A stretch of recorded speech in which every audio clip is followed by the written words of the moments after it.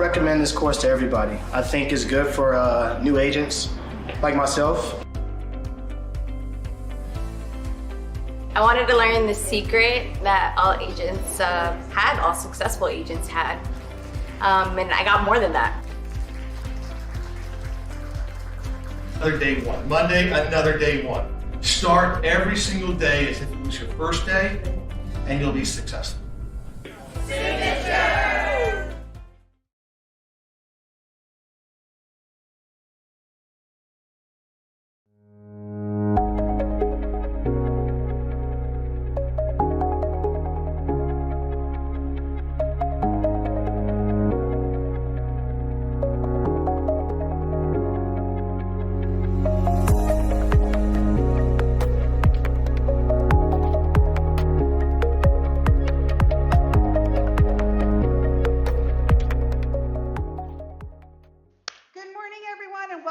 To Green Valley sales meeting.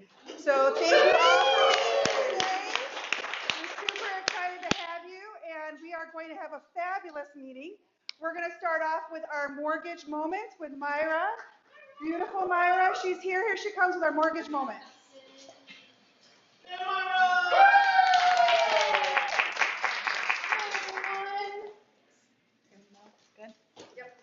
All right, so today I wanted to start with a question actually. How many of you have actually heard that buyers with a lower FICO score are now going to get better interest rates than those with a higher score? Yes.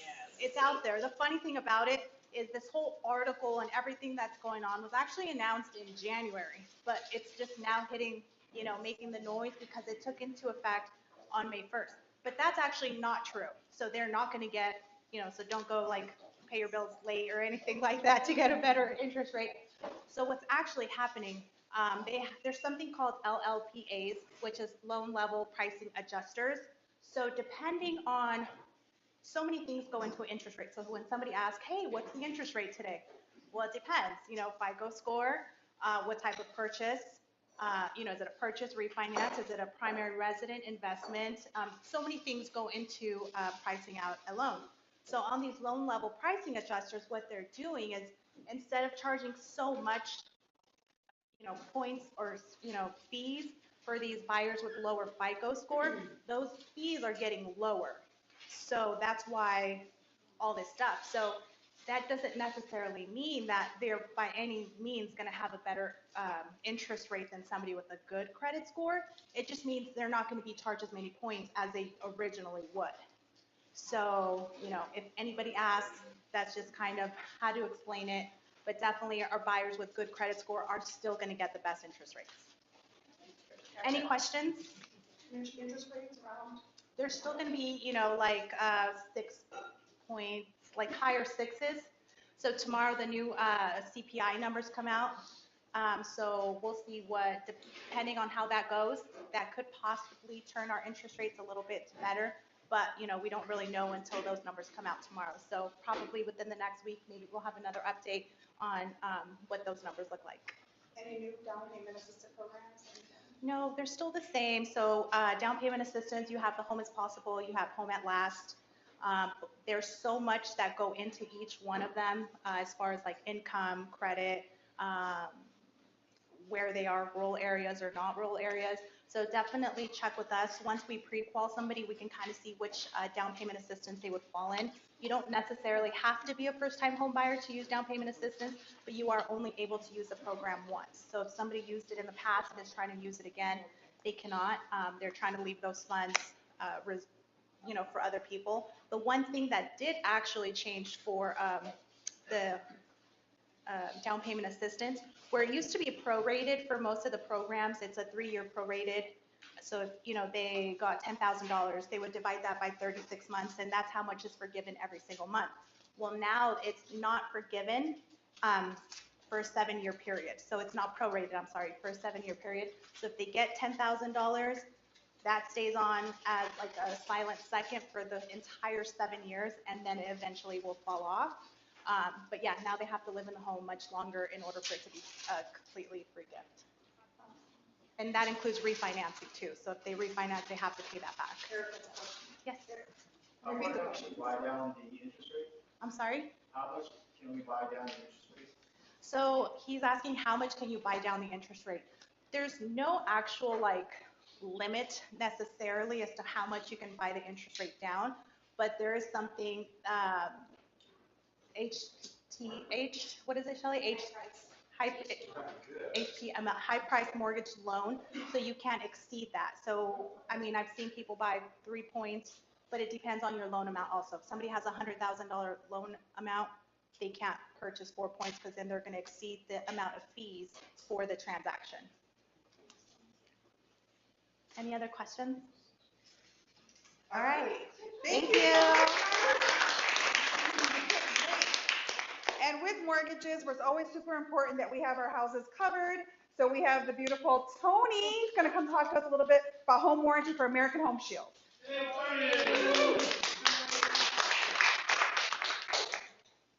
So I'm just going to introduce myself because I haven't been here in so long. I pre-COVID, so it's been a long time. I'm Tony Carrozza. I'm with American Home Shield, 9 years now. Can't believe it's been so long. I do have all the offices are mine, so it doesn't matter which office you work out of, you would contact me. So I beg for that. And he gave it to me, honestly, because I love Brandon and I've watched him grow, and I just love all the people that work here. So just to kind of clarify a couple things, American Home Shield owned Landmark and OneGuard. As the beginning of the year, they have decided to kind of merge all those companies together and just be under American Home Shield. So we're not selling Landmark or OneGuard, it's just American Home Shield. So what we have done with that is taken the best practices for each company and put them together. And it's really going to, it's going to take time, because anytime you make changes, as you know, it's not easy. It takes time to lose weight, takes time to get on a workout thing. It's the same thing when you're the biggest company. So we do have changes that are implemented, like right now when your buyer closes, within 30 days they get a welcome call. So they're going to know exactly everything that's on their plan and what's covered. Sometimes people don't even know they have a home warranty. So they don't utilize it because they don't even know they have it. So, so that's one of the great things they're implementing. Our plans have changed since I was here, that's for sure. So our prices have changed, and I have these little cheat sheets. And then, of course, I have my brochures over there in the stands. But these are my little cheat sheets that you can just carry with you with all the prices on it. And our service fee is $100.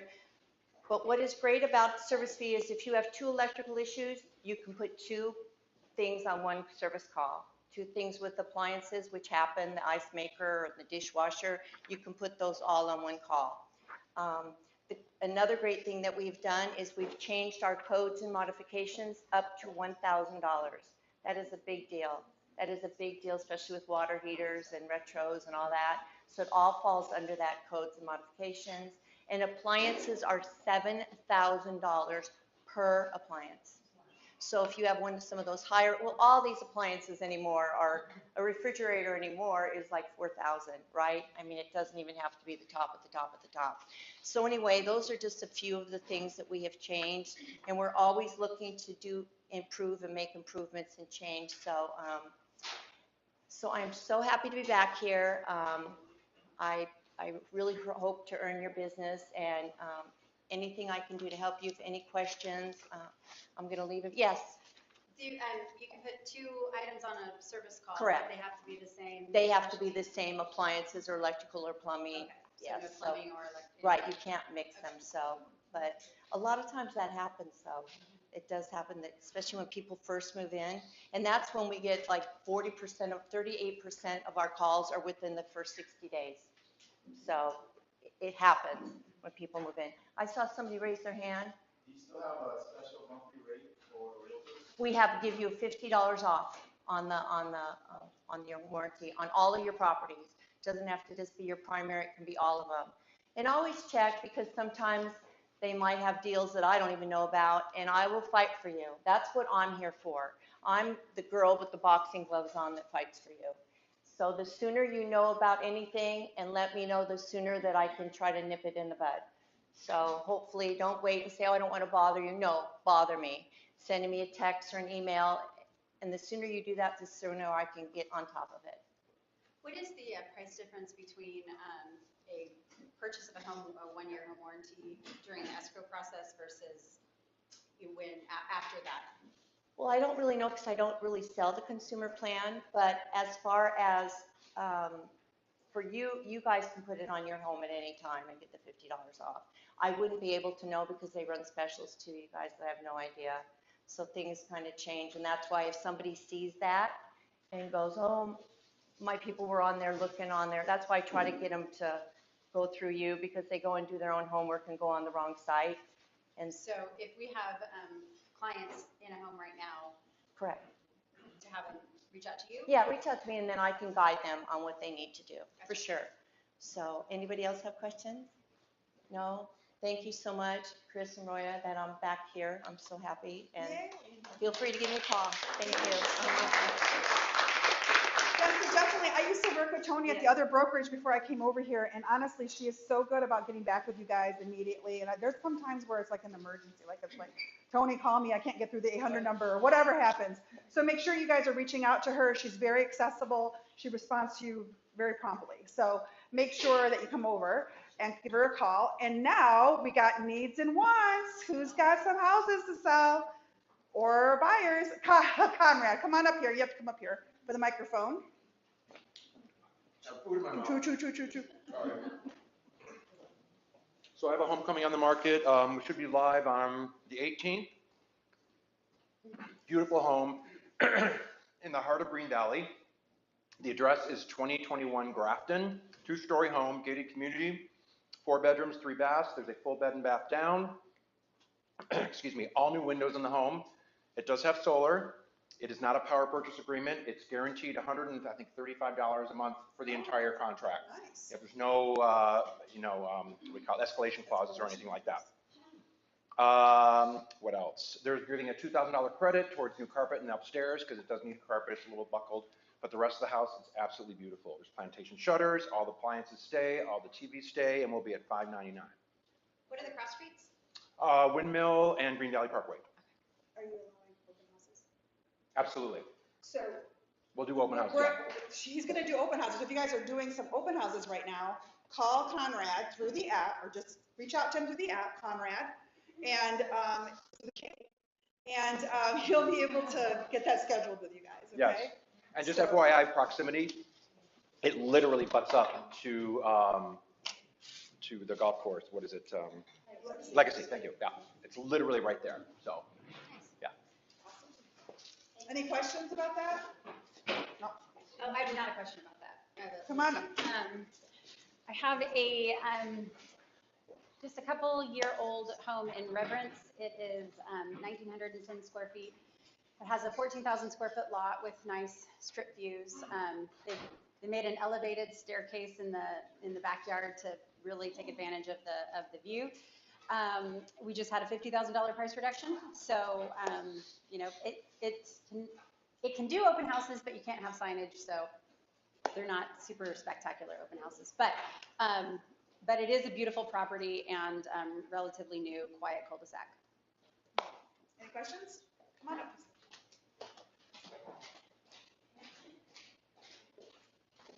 I have a couple of listings, one in Henderson on Summer Dawn. It's 3,018 square feet, 4-bedroom, huge loft, bedroom downstairs, just a small bedroom. It does have solar.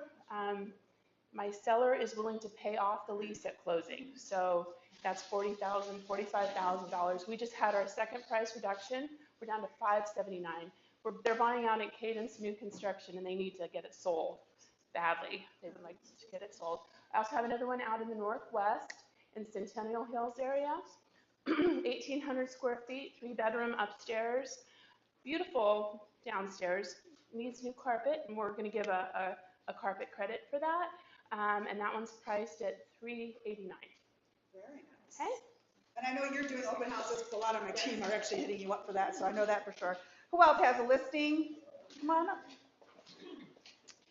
So I have a 3,000 square foot home that is coming to the market. It's zoned Coronado High School, and it has a unicorn lot of 17,000 square feet with a pool. And definitely excited to be able to bring this to market probably in about a week and a half. probably looking at 8 to 850-ish on that, so definitely reach out to us if you are interested. What levels? 2-story with a bedroom downstairs, so lots, and they've done some updating on it in the kitchen with the white cabinets and stuff, so it'll show well. Cross streets? It is Eastern and Horizon Ridge, so definitely in the heart of the Coronado High School area, so. Yep. Very good. Who else? Come on up.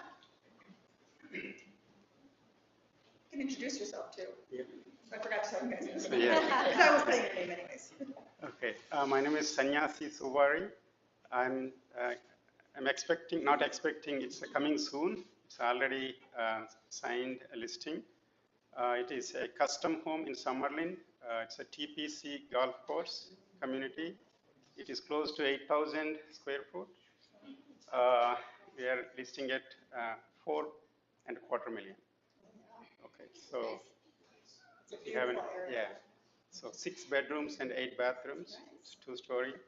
Great listing. And yeah, it's a good listing. So if you have anyone or anyone interested in, What year was it built? it is 2011.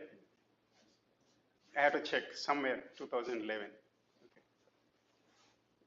Okay. Anything, any questions? Any other thing? Anyone? Okay. Yeah, that's all I have. All right, anybody else? Listings? How about buyers looking for places that you're really needing a little bit of help with? Anything else? Yes, come on up. MVP today. Yeah, I've got a buyer we're looking for, mostly in the Henderson area is kind of where they've decided, but I need price range of about 900 to 1.5. Big kitchen, a view lot would be great.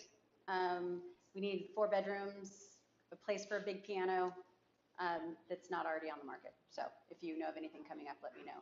But we're pretty open in the Henderson area. So. Okay. Anyone else? All right, well, we have a great panel discussion today.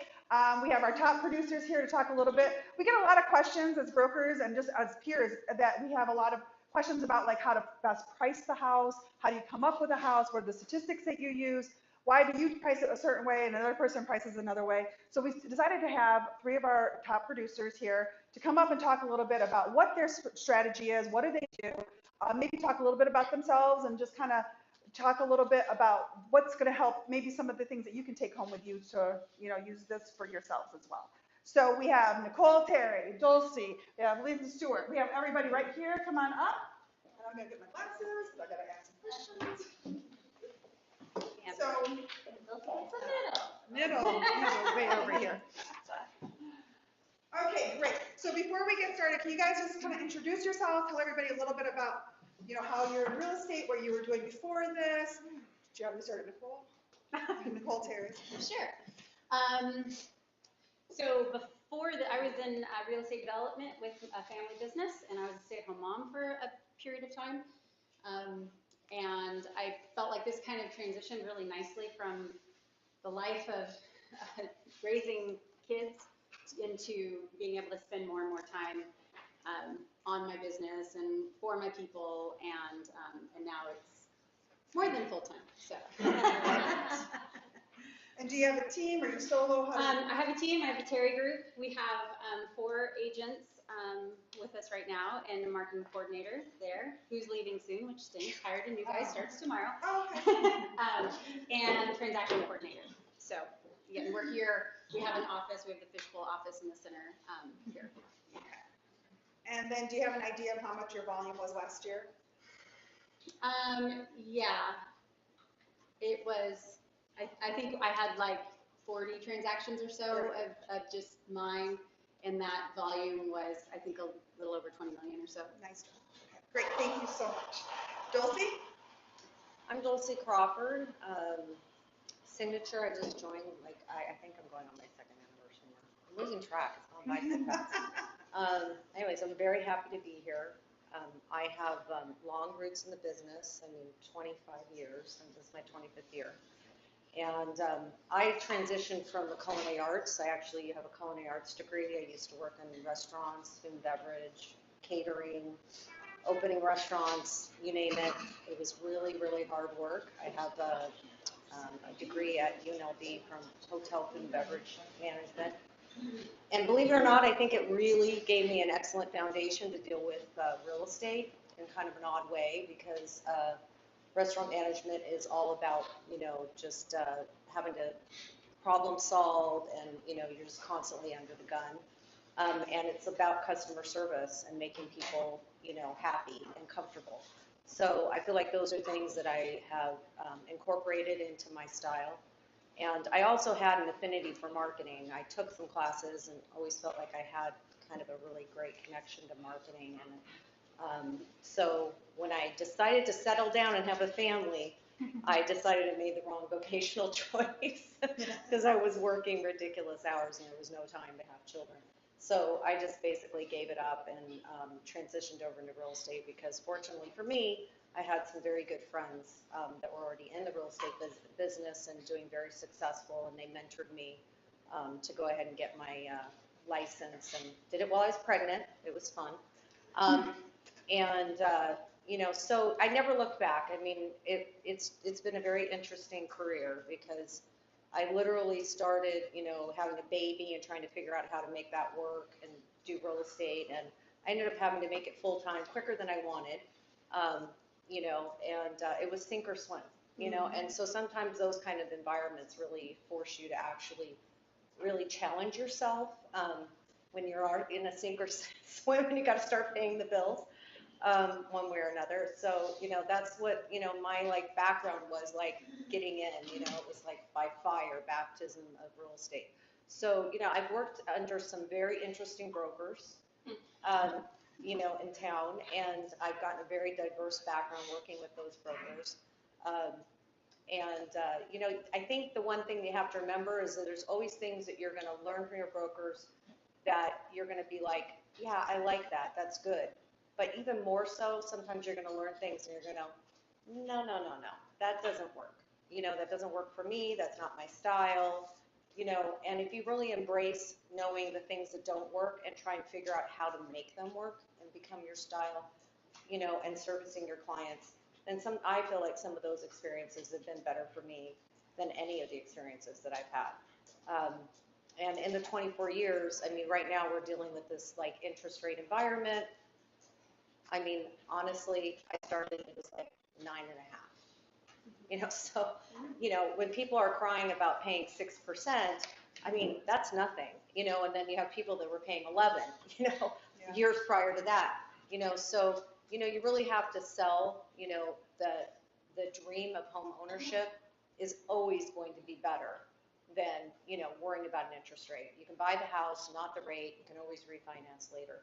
So, that's one thing that we're dealing with in this market, and I know it's kind of been a kind of wild ride this whole last year. And you have to constantly just keep trying to, figure out how to reconnect and remotivate your clients.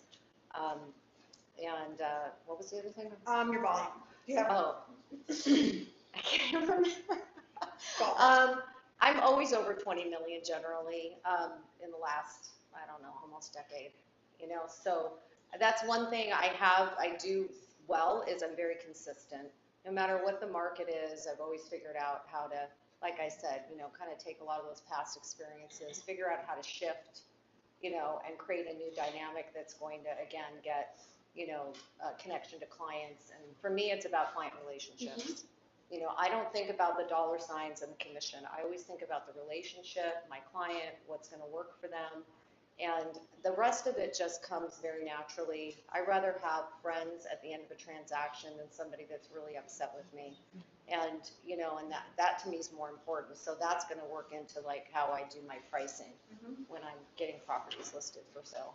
Sure. Thank you. I have a question for her. Okay, all right. What has been your most successful marketing tool besides referrals? What has been your most?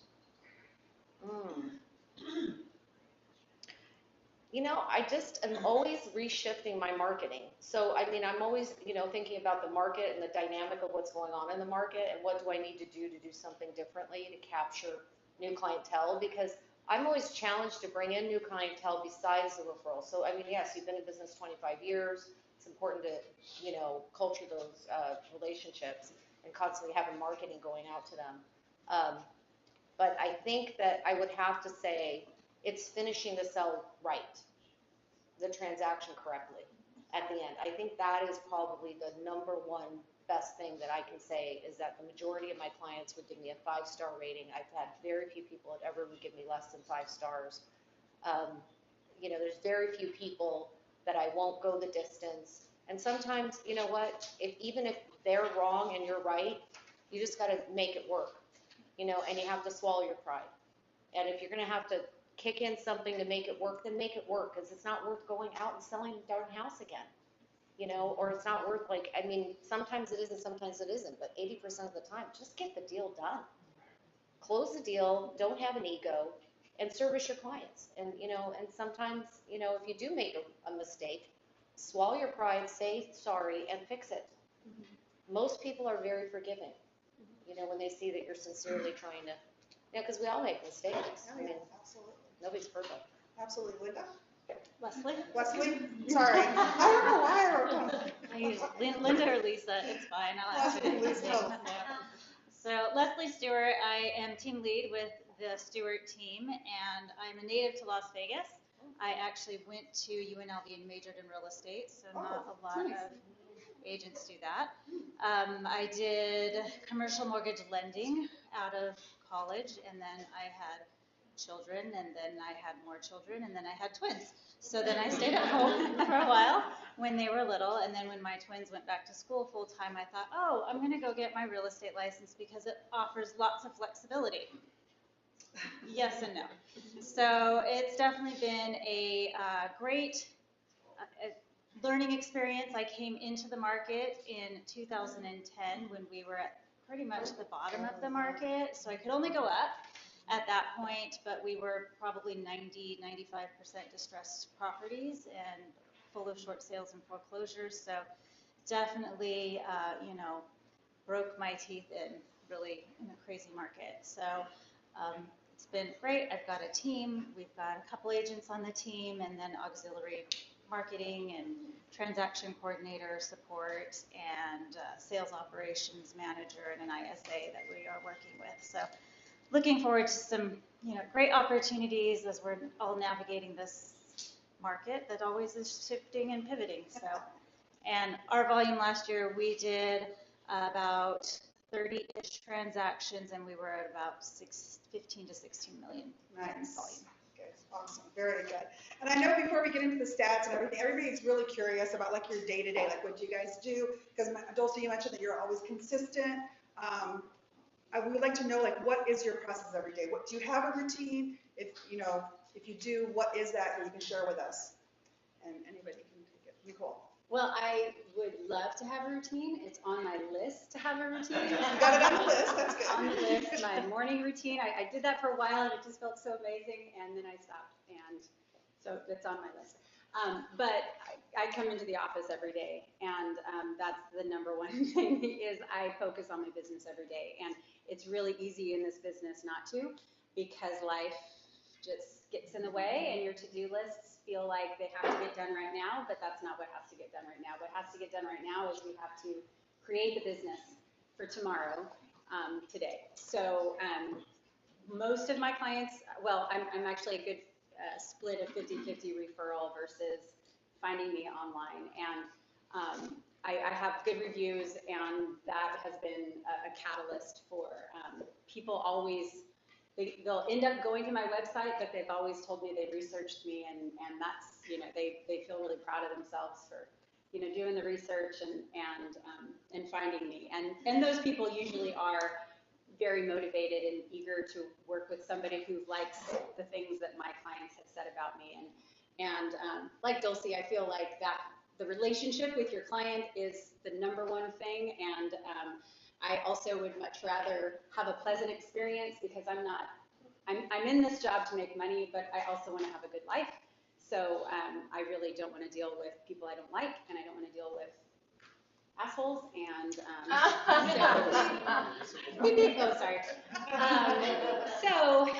what I project is what I want in return. And Rose has been instrumental in helping my online presence and my social media and all of that stuff, and that's kind of, I feel like when people go to research me, one of the avenues that they check. So that the going to work every day, number one, and number two, recognizing what's out there about you, because in today's age, everybody wants to feel like they've, you know, put in the effort to understand who they're trusting this major emotional life decision to. Good point. Yeah, absolutely. Dulcie, day to day? It's a bit controlled chaos is what I call it. Survival. I have this ability of like just creating a lot of stuff going on all the time. So yeah, my routine is now, which is kind of the odd routine, is I work from home in the morning because that's my peace and serenity. And I'm big about being very healthy and cooking healthy, and you know, I'm a chef, so I cook. I don't like to eat out. So, you know, I work at home in the morning. I have several of my meetings with my marketing department, you know, in the morning. They're remote now. I'm very lucky, you know, that I have somebody amazing that's worked with me for a long time that I've trained since she was 18 to be in charge of my marketing department. But she moved away, but thank gosh she's still with me remotely. And now my son actually works for me part-time, which is kind of fun too, because he's doing some marketing for me as well remotely. And so we have meetings in the morning, and I get to be in my kitchen and taking care of my dog, my 16-year-old Chinese crested that needs lots of extra attention these days and stuff. So I kind of chose that as like my balance, because it is hard in real estate to run a huge volume of business and, you know, have help, you know, and at the end of the day, if you don't have your health, you have nothing. And I've watched other people run themselves into the ground in this business, literally, and die. I mean, there's other people that I've watched over the years that, you know, did an amazing amount of business, had a big name, and next thing you know, they had a heart attack. You know, and they're gone. You know, and that's something that I'm not planning on doing. So, you know, you got to have balance, and you got to figure out what works for you. So, you know, I come in the afternoons, and I work late into the evening. I choose that more so because the fact that I do have a bustling team, and they constantly need me, and I constantly have the phone ringing because I do have a very strong marketing platform. So I'm constantly getting interrupted. It's so hard for me to get my work done during the day. I just do better in the evening when it's quiet. So I'm usually the last one out of here. I don't know if anybody else notices that, but I'm here into, you know, late evenings sometimes to get my work done. And, you know, that works good for me. I mean, you know, sometimes I'll switch it up and, you know, feel differently about things, but, you know, you just have to do what works for you. I'm available and working from, you know, as early as 7:30 in the morning till 8, 9 o'clock at night. But I have figured out how to fit in a regimen that still is healthy and takes care of me. And I can still work out, and I can still, you know, cook, you know, healthy and stuff like that, take care of my household. So, yeah, it's a bit different. Yeah, no, I love that. Most You're people different. do. Yeah, everybody's different. Leslie? So I definitely have to be able to, especially when COVID happened, being able to go and work out, somehow get my heart rate up in the morning before title company, lenders, clients, family, whoever is awake, and I can just focus on me and I don't have my phone next to me. It definitely gives me that clarity and mindset. I do gratitudes with a couple other agents throughout the country, so that gives me kind of like a little centering. And like Dulcie, it's definitely having that kind of that morning is my like mental preparation, but you know, still have, you know, things you have to do in your home and switch the laundry and, you know, take care of the dogs and whatnot. And so that just kind of sets me up for success, I feel, for the rest of the day. And so then being able to come in and meet with the agents, having role play calls and strategy calls with them to be able to navigate those, and then interviews with them one-on-ones. Kind of the same thing though, when you're a productive agent, you've got a lot going on, and so trying to make sure that, you know, You got to schedule stuff. Whacking my moles in the right order, right? Yeah, So, yeah, exactly. anyhow, Just keep putting it on the and calendar. then usually there's maybe 1 or 2 evenings a month where I know, like, all right, I've got to like have some quiet and input my numbers or do a certain project. And so I just know usually after like a 6 or 7 o'clock, that's where I can like, kind of everything's quiet, so I can really focus on some of those items, which is a little different now. This is our first year that we are empty nesters, so I have a little bit more opportunity to do that, where I may not have had that in the past. So we're gonna take advantage of that. That's nice, that's awesome. So with that being said, that we do want to talk a little bit about like your actual, like how do you guys price, how do you guys put your, you know, what kind of data do you guys use? There's tons of data out there. What do you use for your stats to give to your clients? Well, stats for pricing a home. I mean, obviously I'm going to look at the comps. I'm going to look at the size of the house. If it's a production build, you know, what the 10% plus or minus the square footage, around a mile, 1-story, 2-story, all the things that we do to price out a house. But then I'm also going to take what their needs are into account. Do they need a quick close? Do they have a number in their head that they don't want to move from? So it's going to be a conversation with the seller on what their point, what their goal is to make that determination, and whether or not this is going to be a house that needs, you know, is going to have a buyer that most likely will have an appraisal, will be financed, you know, all those kind of things go into consideration, I think. So really, I think understanding what's around, what it can sell for, and what the client actually needs. Okay. Are there any other kinds of things that you use besides the data that we have, like for the comps? Like, do you guys use like RPR? I mean, go ahead. Well, when I pull comps, I pull 2 different ways. I'll pull the appraised value, so we can kind of get a range of reality. And then I'm also going to pull your competition. And so you know what your buyers are. So then you can kind of really figure out as a team how we want to sit in the market. If it's a quick sell situation, then obviously maybe we want to be a little bit more aggressive. If they're, you know, ready to kind of sit where their reality is, or, you know, depending on how north of that price point it is as well. And, you know, then I'm definitely want to make sure I feel like a lot of the sellers always like, oh, I can price high and negotiate low. True, but the reality is I feel that you're going to be sitting in the wrong market segment. And so you're going to be like a little crusty compared to the rest of the other houses. And you always want to be the most intriguing property that people are going to want to see. So you have to be really careful in how you can articulate that to the sellers so they understand where they want to sit in the market and how that's going to affect them, their days on market, appraisal concerns. Right. So I've kind of developed a system that I feel kind of helps, you know, no matter what kind of seller you're approaching. It's going to give them options they can be comfortable with, because that's the problem when you're going in, is obviously trying, like some sellers might be more transparent about where they want to be with pricing, or you're going to be able to read them, you know, what kind of personality they have, you know, if they're going to be like, oh, I want pie in the sky number, you know, versus somebody that's more realistic. So I do something that's called a pricing matrix. So when I pull my comps, of course, I pull comps like regular, yes, appraised, you know, what's appraisal value for this property? And then, of course, yes, you should always focus on who the buyer is. So you're going to pull your buyer comps, and then you're going to pull because you really want to pretend you're going out on a tour with a client. That would be, you know, this property would be a perfect fit for them. What else would you be showing them besides this property? And then that way, when you present those comps, you can help educate the seller as to what the buyers are again in this market. And that way they can get a better feel, you know, because right now we have a lot of value-based, you know, buyers in the market, right? They're looking for a better deal, right? They're a bit hesitant because, you know, this crazy up and down market, and, you know, I mean, buyers have been hesitant ever since 2010. You know, what's going to happen? Is the bottom going to fall out again? You know, so, you know, so the pricing matrix really helps you give them options, right?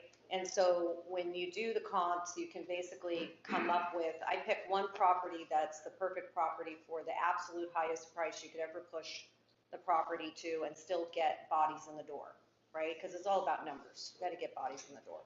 And then, so that's your highest price. And then you got the medium price. So then I pick a sample comp that's going to match the medium price property.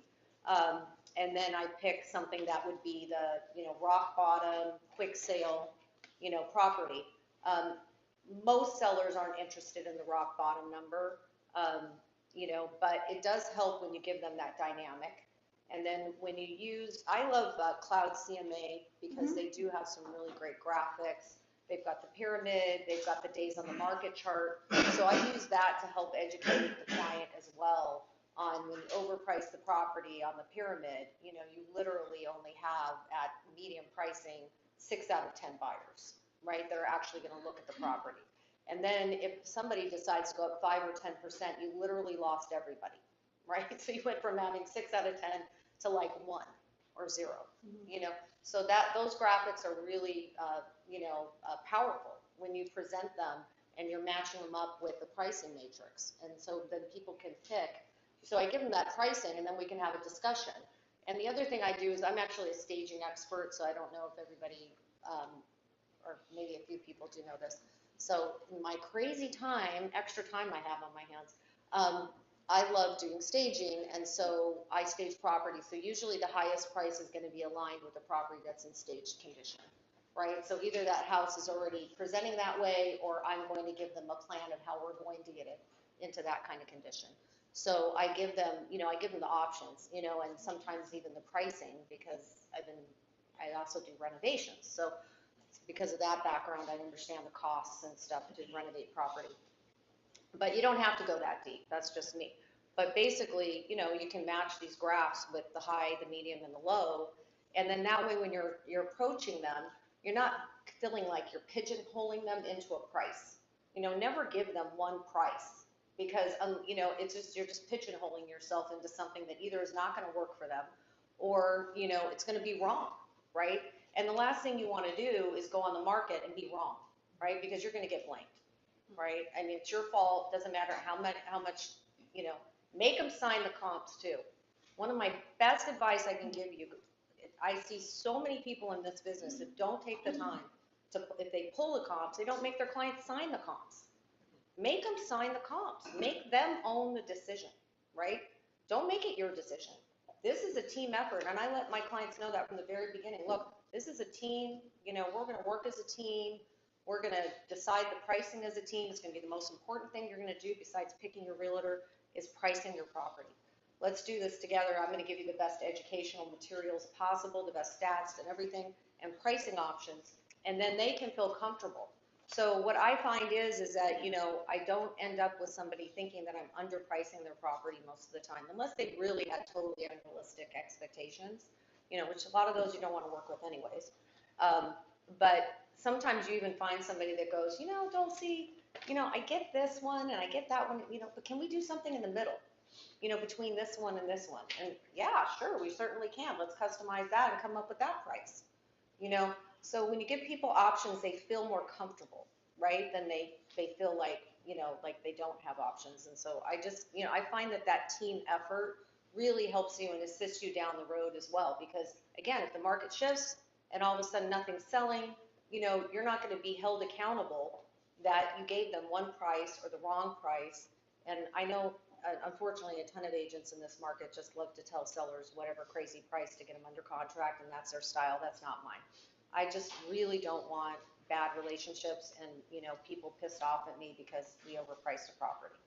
I'd rather have realistic pricing and tell them why they can push the envelope. You can push the envelope, yeah, price it higher, but we want to they should have an understanding of what their house should look like to get that highest price, right? So I give them that dynamic, the list of, a staged property and ready to move in condition, and here's all the items, right? It is a little bit more work, but to me it pays off, because when I have to have those hard discussions about price reductions and why something's not moving, I got a client like that right now. He wanted to price it at least 10,000 too high, 20,000 too high. And I let him know up front, hey, look, if we stage it, we can try that. We're going to get the numbers, but you don't have a renovated kitchen. You don't have matching flooring. I mean, it's going to be hard to get $520 for your house, and, now he's like getting tons of showings, but not the offers. He's not getting the $520 offer. Tons of traffic, but at least when I'm going back and having that conversation with him, he can't say he didn't prepare, right? So he's prepared for the fact that he's possibly going to get 510, 500. you know, for the property. But we put it out there and gave it our best option. And then the feedback, so important to do feedback. Because if you have a really great feedback system, that again is going to back you up and make sure your client understands what people are thinking about when they're walking through that property, right? And so if you have the statistics and the data to serve up to them, you know, then they're going to be more comfortable when they need to make that decision about taking 5,000 less, 10,000 less, 20,000 less, because you've been feeding them reliable, important data. And it's not from you, it's always a third party, right? That's what feedback is. So, you know, do a good job of getting feedback, because I think that's a really valuable tool that I use as well. And how often do you guys do feedback? Do you have a set time of a week, like every Fridays or once a month? How do you do that, and how do you present the numbers to them? Do it weekly on our team, and so we have kind of a different like rotations. And you know, most people will do Zillow or Realtor.com. They're familiar with that, so I can kind of pull some of those numbers, especially my staged properties. I definitely like to be able to show how many more views and saves we have on those properties versus other properties that are similar-ish. So that's always a good one. I customize my showing time feedback prompts on that. As an agent, it drives me crazy. Like, I'm not going to go comp your property and tell you if you're higher priced or low priced. So when I do my customized feedback report, I have, what is your client interested in writing an offer? Yes or no? How does this property compare to other properties price point wise? And then how does this one compare to your other properties finishes, features and benefits wise? So then as an agent, when I go do showings, like that's what I just put in the little like comments, like this was in the middle of the, you know, 5 properties, this was higher, this one showed better or worse than these other ones. So at least like I feel like that's real relevant information that I can take back to my clients to kind of structure what is going on. Do you put everybody, do you make everybody go through your showing time then? Yes. Okay, so then the bottom left-hand corner says showing time only. Okay, got it. Yeah, so, but those are good stats. I use YLOPO and Follow Up Boss, and so I use some of the heat map tools as well. So we kind of have a rotation of what goes out every week, so they kind of get some different things that are getting fed to them, but basically you're creating that story of like, week 3, we haven't got anything, like here's week 1, week 2, week 3, we need to have a real conversation to figure out how you best want to sit on the market or what those future plans are, and always going back to their why and kind of finding that emotional, you know, cord that you can pull for them. So. Nicole, how often do you follow up? Weekly, usually on Fridays, we have a listing report that has been generated that gives all the feedback for any showings over the previous week, all of the data from the different websites like Zillow, how many saves, how many shows, that kind of stuff. All of the marketing that we've incorporated that week, so that piece gets added if we've done some more posts or paid ads or whatever, all of that gets notated. And it usually boils down to either 1 or 2 pages, depending on how long it's been on the market. We actually don't ever get rid of all the feedback, so they always have access to everything and when the showings were for all of it. And it's you know, it's a nicely done report. It's pretty and it's graphical and it's analytical, so it kind of touches on everybody and what they're interested in. Is that a report that you created on your team, or is that something anybody can access? Yeah, we created it. Rose created it. Rose. Okay, great. And how often do you follow up though, Dulcie? Oh yeah, definitely every week. Every week? Every Friday our reports, I have the same kind of marketing report. That you created yourself? Yeah, that we've created ourselves. And so, you know, we put the graphics in from Realtor.com and Zillow, of course. Zillow is probably the best, always easiest to, you know, look at, especially for clientele. And then also all the marketing links of everything is out that's advertising, so they can just click on it easily. I make sure there's hyperlinks so my clients can click on it and actually see where the property is. The feedback, we use a customized, you know, Google Drive spreadsheet that I designed, that because, you know, you're going to find that, you know, barely 30% of the agents are going to respond and give you feedback on showing time.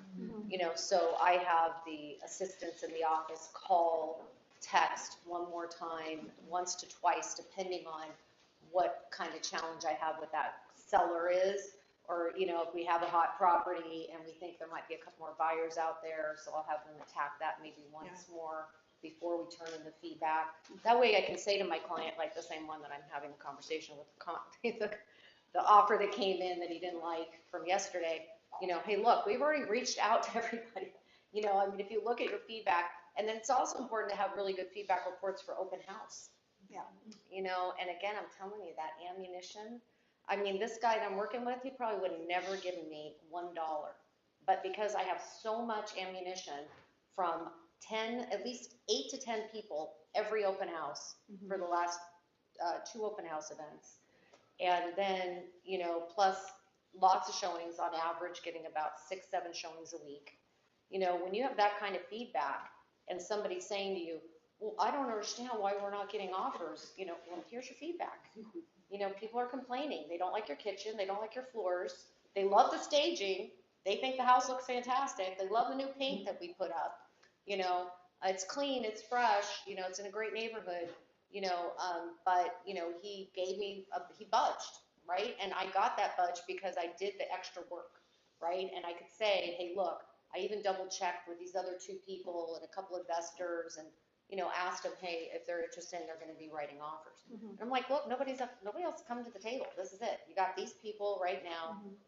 Give them, you know, give them something, you know, so that you can see if you can make a deal. Absolutely, yeah, that's super important. So then, how do you guys talk to the seller if they're just really unreasonable on their pricing? Like they just really want a high price. Do you show them the stats, or do you I mean, like, what do you guys do?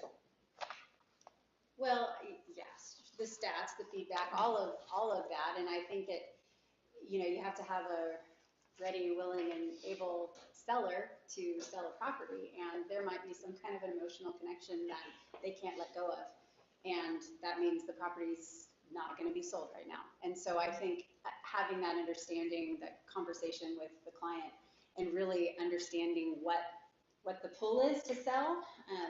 Went on a listing consultation yesterday, and she's very firm on a very high price. This was her dream house, and she doesn't have to sell, but she wants a smaller commute. And I don't know if that's one that makes sense, you know, because there is definitely some emotional issues that I can't control. All I can do is help lead her in a direction to get to her end result, and maybe that'll work, maybe it won't. So I don't mind trying. Like I wouldn't say no, but I think I would go in, you know, you have to go in with the understanding that this might be a waste of time because she's not ready, willing, and able. But it also might be a wonderful experience. So, you know, it's a gamble. Anyone else? Yeah, definitely rely on your graphics. And like I said, you know, the charts that I use in the very beginning already kind of play into that, explaining to them that the first 2 weeks they're on the market statistically is when they are going to get the highest offer for their property. After that, it's you know, sorry, it's a bell curve, right? I mean, there is no other real estate market but a bell curve, you know, for the graphic on it. And so you just want to convince them they want to be on this side. Now, again, like some of the sellers that you're encountering right now just aren't going to listen to that, right? They don't care. They're not going to listen to reason.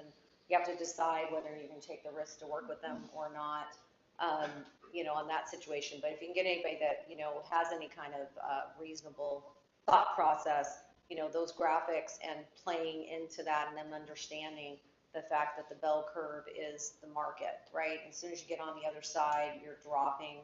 The only thing that can change that is really great marketing. And that's where you can sell yourself, is because the great marketing, making sure you're marketing during coming soon. That's like one of the things that I started doing a long time ago before it was anything. I mean, I was one of the first agents to start doing what we call pre-listing, coming soon marketing. And I found there was a lot of advantages to it. You know, now the advantages is that Zillow lets you be on there as a coming soon, you know, so having those statistics before you even hit the market also helps you analyze, you know, what you can expect when you finally go into ER status, you know, and prepping your client again, you know, hey, look, we're getting, you know, off the charts, numbers right now, so pricing looks good, or maybe pricing isn't looking so good. Maybe the charts and the numbers aren't looking so great, so prepare them, that maybe, they're priced a bit high and, this is don't expect a wave of offers coming in when you hit the market. So use those kind of things with your clients. And third party, a lot of times it helps to find, third party data.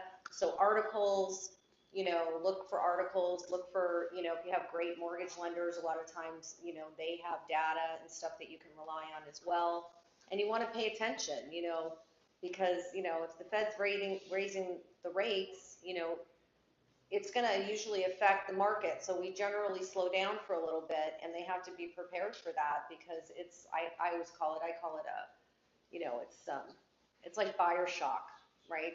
And then they start window shopping. Like right now, this is what I'm finding this last week. We have a lot of window shopping going on because the Fed raised the rate again. And then when you start hearing all that negativity in the market, a lot of hot buyers start pulling back, and they start waiting, until they can get over the buyer shock, and then they'll jump back in, which we were seeing for like the last few months where it was getting pretty steady again. And you have to educate your clients. They need to understand that, because it makes it easier for them to understand the market and making their decisions.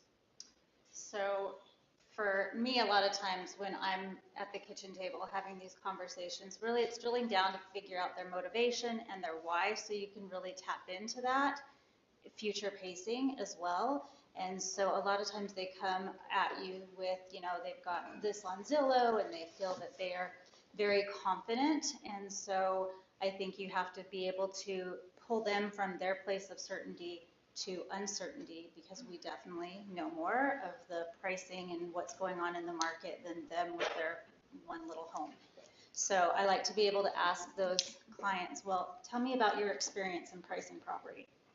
They don't have any experience pricing property typically. So it just kind of builds a little bit, but it's a very tactful way to be able to say, I don't know if you know what you're talking about. Yeah. So, but you get them to be able to engage in that aspect. And really more than anything, I think you get a chance to pull out, like, what's their real concern? What is really holding it back? And then you get the opportunity as the listing agent to decide, am I going to engage and move forward with this? Like, what's the level of crazy that I'm going to have to work with here on a scale of 1 to 10? Because it is, especially as a listing agent, you're investing a lot of time, money, effort, phone calls. I mean, let's be honest, that's probably the hardest part. You've got these sellers that are pecking at you all day long for feedback. And this one just left, the agent just left, I have no feedback for you yet.